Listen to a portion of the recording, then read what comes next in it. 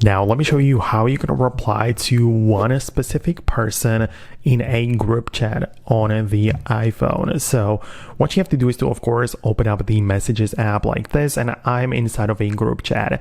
You know, it's the case because at the top, I have multiple people added in here. So for me, it says 2 additional people aside from me, and you can expand it and see the members. But the point is that everyone can leave their text within the group chat, but to reply to a specific person in here, you can locate their message, you can see their profile picture or their icon and also their name above the message, and you can either swipe right on the message like this. So as you can see, a little arrow pops up, so you can slide out like this, and essentially now I'm replying to that message particularly, right? So I can type in whatever I want, and it is now sort of connected this way. So you can always expand it like that. And as you can see, this is like a mini conversation within the main one.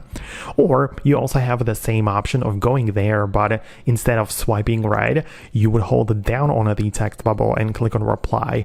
So it's essentially the same thing, just a different way of getting there. So you can click on reply or swipe right on the actual message, and you should get the same thing done. So I hope it helped. Let me know if it worked the same way for you too. Subscribe so you don't miss videos like this one, and I'm gonna catch you later in the next uploads in the future.